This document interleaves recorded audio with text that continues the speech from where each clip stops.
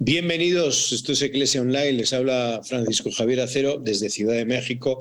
Ya saben que aquí hay 4 sacerdotes que estamos con ustedes cada semana. Iglesia Online sigue adelante desde la pandemia. Una de las cosas buenas que hizo la pandemia fue reunir a estos 4 locos para compartir con ustedes de los acontecimientos de la vida, de la Iglesia y de la sociedad. Y hoy vamos a hablar de ese viaje penitencial que el Papa Francisco tuvo en Canadá. Fue la última semana de julio y era un viaje esperado por los periodistas, también por todos los que seguimos las noticias del Papa, a ver cómo estaba esa rodilla, si podía aguantar todo ese viaje, más de 10 horas, y luego dentro de Canadá desde diversos lugares, a Quebec también fue también a un lugar cerca del Círculo Polar Ártico, en fin, toda una odisea, todo un viaje, pero era un viaje penitencial. Y hoy vamos a hablar de este viaje. Un viaje penitencial porque la Iglesia tenía que pedir perdón de todas las atrocidades que hizo en Canadá, especialmente con los indígenas, los pueblos originarios de Canadá. Unos discursos que realmente dieron una vuelta al mundo, como siempre, unas homilías, dedicada a los ancianos el día 26, día San Joaquín y Santana, dedicada a los ancianos que hay que volver a releer, incluso unas palabras a los jóvenes en donde debemos recordarlas también aquí en este programa. Bienvenidos Daniel Portillo, Javier Monroy, Patricio Lynch. Hola, ¿qué tal? ¿Cómo estás? Buenas, ¿cómo andan? Muy bien. Bueno, pedir perdón. En primer lugar, quiero ubicar este viaje como lo ubicó el Papa Francisco a los periodistas, desde el punto de vista que es un viaje penitencial. Esto ya cambió totalmente, un Papa de sorpresas, ¿no? La mirada de los periodistas y, claro, al decir que es un viaje penitencial, pues ya la cosa, incluso les invitó a que sean sensibles en este viaje y a que lo tomen desde esta posición. No sé qué les pareció el seguimiento de este viaje.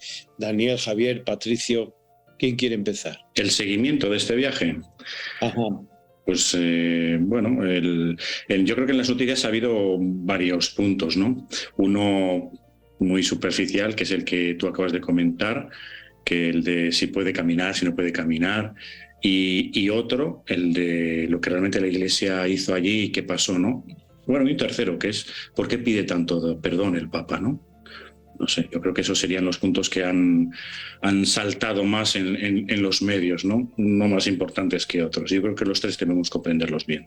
A mí también me ha llamado mucho la atención que, debido a la situación de salud que particularmente hemos visto del Papa con el tema de la rodilla y con el objetivo particularmente de hacer un recorrido para escribir una nueva página, se me hacía muy simbólico mirar a un Papa digamos, vulnerable, con dificultad, enfermo, justamente en un camino de reconciliación y de sanación, ¿no? Como muy simbólico también la manifestación y la expresión de este mismo lema. Sí, lo mismo, ¿no? Creo que el Papa no solamente habla con lo que dice, sino que también habla con lo que hace. Y me parece que es muy fuerte el mensaje ya de ver al Papa tan frágil y que se pone en camino, que se pone como peregrino, ¿no es cierto? Tiene una meta, tiene un horizonte, y en este viaje en particular esa meta y ese horizonte fue bien claro, ¿no? Una necesidad de sanar heridas, una necesidad de reconciliarse, una necesidad de pedir perdón. Me parece que es muy sano, ¿no? Ver el Papa que reconoce, que asume los errores, en contrario quizás a ciertas imágenes de iglesia, una iglesia triunfalista, perfecta, sociedad perfecta, como se decía antes, ¿no? Que pareciera que es inmaculada y que no tiene errores. Me parece que es muy humano y es muy sano lo que el Papa hace y dice, ¿no? Porque en sus gestos y en sus palabras nos está mostrando el camino de reconciliación y de asumir los errores y de pedir perdón, ¿no? Aunque también, no sé qué les parece, pero me parece que estamos acostumbrados ya, ¿no? Juan Pablo II en su momento también había pedido perdón ante ciertos errores históricos de la Iglesia. También para mucha gente va cansando, ¿no? De que, bueno, se suman los pedidos de perdón, pero me parece que si no hay cambios estructurales y de raíz y de estilos eclesiales, la gente se cansa también de tanto pedido de perdón, ¿no? Necesitamos ver cambios concretos y aterrizados para que los perdones no queden en el aire. Fíjate, Patricio, que yo veía, y todos ustedes que nos siguen, veía también las noticias, las estaba siguiendo desde otros lugares del mundo, y especialmente en España, en algunos medios de comunicación estaban indignados de que el Papa pidiese perdón. O sea, volvemos otra vez a esta división dentro de la Iglesia, división en donde pues quieren ver que una acción pastoral la quieren politizar. Y yo quiero traer a colación esto de que lo dice el Papa Francisco en alguna entrevista: cualquier acción que hagamos si no es pastoral, al final se politiza. Y a mí me da la sensación que hay algunos que viven desde lo político porque no quieren ver nada pastoral. Y esto fue una visita pastoral, penitencial, en donde él mismo dijo: llego a estas tierras para implorar el perdón, la sanación y la reconciliación. Creo que lo tenemos que tener muy en cuenta, y desde aquí les decimos esto, ¿no? No se dejen llevar de aquellos medios de comunicación que quieren politizar una acción pastoral de un papa que quiere unir a la Iglesia. Para poner en contexto la razón de la visita, hace 4 meses atrás el Papa había recibido distintos representantes de pueblos originarios en el Vaticano justamente, y como fruto de aquel encuentro, pues era justamente la visita a Canadá. Se dividió en 3 etapas, ubicando la memoria como una primera etapa, aquella que se desarrolló en la parte occidental del país; la segunda, la reconciliación, que se realiza en la parte oriental; y la tercera, la sanación, que está ubicada más en el norte. Entonces, en estas 3 etapas, el Papa, en estos 3 contextos diferentes, ha querido llevar este itinerario, por así decirlo, de la visita. Por eso, en todo el contexto de esta peregrinación penitencial, pues justamente reconociendo que es un momento muy doloroso donde se tenía que dar la cara, era un momento también de aceptar los errores y los pecados que se cometieron incluso en el pasado por parte de nuestra institución eclesial. Sí, fíjense que comentabas, Javier, que de algunas personas que, bueno, en la Iglesia dicen por qué pedir tanto perdón, ¿no?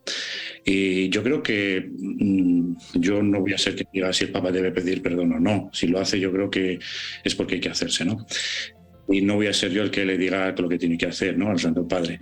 Pero aquí hay mucha gente preocupada más por la apariencia de lo que es el Papa que por el bien de las personas. Yo creo que si aclaramos bien de qué pide perdón, nos enteramos un poquito del tema de lo que ocurrió en Canadá, tal vez tú, Javier, nos puedas iluminar un poquito, o sea, si estamos al tanto y conoces bien un poquito este tema de los internados y todo esto, o a lo mejor podemos dar alguna página web, algún sitio donde la gente pueda leer de qué se trata, para que vean que a lo mejor es hasta muy poco lo que ha dicho el Papa en su acto de pedir perdón, hasta puede quedarse corto. En realidad lo que ha hecho el Papa es comenzar un proceso comenzando. Eso creo que queda hasta claro, es decir, no es ni siquiera suficiente, son varias respuestas que ha tenido al mismo Papa que le han dado desde el mundo de los indígenas y de los pueblos originarios ahí en Canadá. Le han dicho, bueno, comenzamos un caminar, pero no es que esto arregle todo lo que ocurrió. Pero sí convendría a estas personas decirles qué ocurrió. Bueno, pues respondiendo a tu pregunta, Javier, el Papa viene a pedir perdón por todo lo que ha hecho la Iglesia desde el siglo XIX, finales del siglo XIX y todo el siglo XX. Y ha sido pues aliarse con el Estado para recluir lo más posible a los pueblos originarios de Canadá. Entonces, ante esto, pues se ha descubierto miles de muertes que ha habido en las escuelas católicas residenciales. Ojo, no son seminarios católicos, escuelas católicas residenciales, escuelas en donde se les ofrecía a los pueblos originarios, a los indígenas de Canadá, pues se les ofrecía una educación católica, pero a la vez también se les recluía, se les maltrataba, se les abandonaba, y muchos de ellos pues muertos, ¿no? Recuerdo en la ceremonia, en la misa, esta primera que tuvo... Fue una ceremonia más que misa, con los pueblos indígenas, pues como había una lista con todos los nombres que se sabían, que se conocían, más de 4.000, y estaban en una como lona roja, y caminaban por todo el lugar. No va a ver a revivir, sino va a acompañar este proceso de reconciliación, de sanación, de perdón, y es un proceso que creo que en esto, ojalá que lo hablemos en otro programa, tiene que ver mucho la Conferencia Episcopal de Canadá, que para mí es ejemplar. Unidos, como ha dicho el padre Daniel, unidos para llevar a todos los jefes de los pueblos originarios al Vaticano a hablar con el Papa, que el Papa sepa de primera mano qué está pasando en Canadá, ¿sí? Unidos los obispos para decir queremos un proceso de reconciliación, y él lo que hace es acompañar en este proceso de reconciliación, sanación y de justicia, ¿no? De reparación. Y creo que lo primero que hace el Papa es en este lugar, es en el pueblo, el encuentro con los pueblos indígenas de las primeras naciones, pues esto se hace allá y lo hace en este estadio, digo, para pedir perdón, para reconocer que en la Iglesia hemos impuesto un pensamiento y un modelo de educación, tragándonos todo lo que son sus costumbres. Fue una experiencia, yo creo que la seguí este encuentro por televisión, y realmente a uno le cala, ¿no? La cultura, los pueblos originarios, cómo están abiertos al perdón, y cómo también el Papa Francisco está observando este perdón, estas danzas, este grito de dolor, que hubo un grito incluso espontáneo, un grito de dolor que era una canción, ¿no? Indígena, de una señora que de repente pues no estaba dentro del programa y hizo este canto en honor a todas estas víctimas de llanto, de dolor, en fin. A uno, si ve estas imágenes nuevamente, se impresiona, ¿no? Cómo pues hemos podido hacer estas barbaridades, y lo peor, cómo hemos podido ser tan indiferentes. Vamos a una pausa porque el tiempo se nos va y seguimos aquí. Esto es Eclesia Online.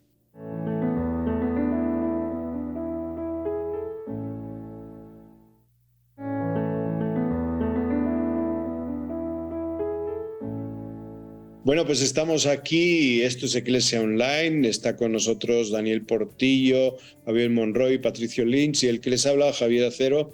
Estamos comentando algunas cuestiones del viaje del Papa Francisco en Canadá. Recuerden que fue a finales del mes de julio. Daniel. A mí me llamó mucho la atención que algunos vaticanólogos señalen justamente cómo el viaje es particularmente sobresaliente en el tema de gestos, de tal manera que la manera como los espectadores podemos ir viendo un discurso gráfico que el Papa va teniendo a partir de detalles que podemos mirar, pueden hablar o expresar más allá de una palabra escrita. Pienso que la visita podemos tener una doble lectura de la visita, que no significa que sea una división entre una y otra, sino más bien cómo se puede conjuntar una lectura desde lo visto, desde la mirada de los gestos que tienen, que es, insisto, muy sobresaliente. Por ejemplo, uno de los detalles que más o menos comentabas tú antes de irnos al descanso, es el gesto de besar, por ejemplo, esta manta roja con todos los nombres de las personas que están plasmadas y puestas allí. Entonces, esto genera la posibilidad de que podamos hacer una lectura a doble lente. Por un lado, un mensaje y un relato de la visita del Papa Francisco a partir de los gestos, digamos, palabras en silencio que hablan y que tienen una carga de lenguaje por sí solas. Esta lectura que podemos hacer a partir de las imágenes, de los videos. La segunda parte del relato tiene que ver con los discursos. Los discursos, particularmente en esta visita, tenían que tener palabras sumamente puntuales, porque obviamente después de la reunión de hace 4 meses en el Vaticano, justamente la participación de Francisco de frente a esta reunión de reconciliación no podía ser otra, sino, en síntesis, lo que quería compartir, que a mí me ha llamado mucho la atención, es cómo pudimos percibir o contemplar un discurso a doble lente con Francisco hoy, que hace que justamente la visita pueda ser más rica para quienes estamos viéndola desde fuera, ¿no? Por último, creo que me gustaría compartir la sensación de que leer los discursos de Francisco y contemplar los gestos de él a través de imágenes, fotografías, videos, hará como más rica nuestra lectura. Javier, quería retomar una palabra que dijiste al cierre del primer bloque, que me parece que es importante, que es la palabra imposición, y que en función de lo que decía Daniel, ¿no?, de leer al Papa en lo que él dice y en lo que hace, tiene sentido en la medida que cambiemos y que estas cosas no sucedan más en nuestra iglesia, porque este es el sentido también de pedir perdón, de que haya una restauración, una toma de conciencia y cambiar estilos o formas que quizás están enquistadas. Porque sí, lo que sucedió fue muy grave, porque hubo una asimilación forzosa de la cultura de los pueblos originarios, queriéndolas transformar, queriéndolas arrancar de raíz, y que en el fondo estos abusos sistemáticos lo que expresan es una manera de pensar de algunos que creen que hay ciertas costumbres y tradiciones culturales que se creen superiores a otras costumbres y tradiciones culturales. Y esto es triste, esto es un gran pecado, esto es blasfemia, esto es herejía, ¿no? Que en definitiva es lo que pasó, la colonización, ¿no?, de una cultura que se creía superior a la otra y que en el nombre de la fe se intentó imponer un estilo y un modo. Y después, fíjense que pasó lo que pasó. Hubo niños abusados, niños asesinados, una cultura que se quiso arrancar de raíz. Y lamentablemente, y me parece que esto es lo que nos tiene que llevar a pensar, para que esto no vuelva a pasar más en la iglesia, porque es una tentación, ¿no?, donde muchos grupos creen que hay que imponerse a otros grupos. Y el Papa habla de distintas maneras de posicionarse ante el mundo, ¿no? Él habla de aquellos que tienen una mirada negativa hacia el mundo y hacia las culturas diversas, y él propone una mirada ante el mundo de discernimiento, que me parece que tiene que ser la perspectiva de la mirada cristiana. Y esta mirada negativa, ya el Papa Juan XXIII la hablaba en su discurso inaugural del Vaticano II, cuando hablaba de estos profetas de calamidades y de desventuras, y que hoy en día los podemos caracterizar como estos católicos guerreros culturales, ¿no?, y que están todo el tiempo hablando de la defensa de la fe católica y acentuando la parte apologética. Hay que hacer apologética de la fe y defendernos ante este mundo que nos ataca y nos sentimos perseguidos, y estamos todo el tiempo señalando con el dedo los males que el mundo y la cultura contemporánea trae. Yo no digo que no tengamos que tener una dimensión profética de denuncia, claro que sí, pero tampoco este extremo donde pareciera que la iglesia es el lugar solamente de salvación y que todo lo que está por fuera es negativo. Y quiero cerrar con esta pregunta que hace el Papa, ¿no? ¿Cómo están las relaciones nuestras con aquellos que no son de los nuestros? ¿Cómo nos relacionamos? ¿Cómo nos relacionamos con los que no creen? ¿Cómo nos relacionamos con los que tienen costumbres y tradiciones distintas? Analicemos eso. ¿Nos creemos superiores? Estamos equivocándonos. ¿Creemos que nuestra misión es imponernos? Nos estamos equivocando. Entonces, ojalá que este pedido de perdón nos lleve a cambiar como iglesia. Yo creo que los que nos están escuchando pueden entender que se hicieron unas cuantas barbaridades en este unirse la iglesia a una, no sé si ideología, una manera de quitar una cultura del medio, ¿no? Bueno, creo que está muy claro la barbaridad de lo que esto supone y que está más que justificado el hecho de pedir perdón, y qué bueno que la Conferencia Episcopal, la Iglesia en Canadá involucran al Papa y se está en este camino. Yo creo que ojalá podamos ir viendo cómo va este proceso, ¿no?, de sanación y de reestructuración de todo esto, ¿no? Hay otro punto que a mí me gustaría destacar, y es lo que hace en el discurso el Papa en el encuentro con los jóvenes y los ancianos. Sobre todo se dirige sobre todo a los jóvenes, ¿no?, que dice que él como anciano también se dirige a ellos y les da 3 consejos. Yo simplemente les remito, ahí en vatican.va tienen todos los discursos, todo el viaje, todo lo pueden leer. Yo les aconsejo que lo lean, es muy, muy bonito, ¿no? Hay como, no sé, 4, 5, 6 palabras en lenguaje indígena que utiliza el Papa y que realmente yo no lo entiendo. ¿Qué significa esto? que cuando yo lo he leído, ese discurso del Papa, a mí se me ocurrió, o sea, la idea que me vino son los discursos de Pablo en el libro de los Hechos, ¿no?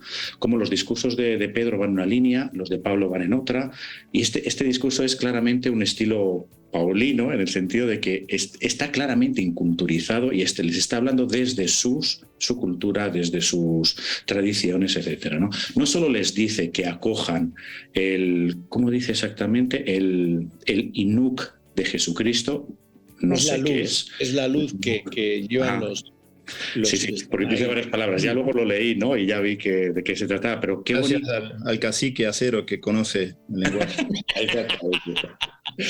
Pero es que me pareció precioso que lo haga así, y no solo que les diga abracen el Evangelio según su cultura, no, el discurso que da es abrazando su cultura y les dice que sea desde esa cultura. Es decir, lo que hace el Papa claramente no es ir a acusar a quien hemos sabido hacerlo antes, sino que lo sabe hacer y lo hace en un discurso, aunque sea ahí con esos gestos que decía Daniel, y con este tipo de discurso. Yo les animo a que lo lean, ¿no? Les da 3 consejos: caminen hacia lo alto, vayan cada día hacia la luz, hagan equipo, y lo hagan desde su cultura, desde ese lenguaje, dice, inoptitud en su lenguaje, ¿no?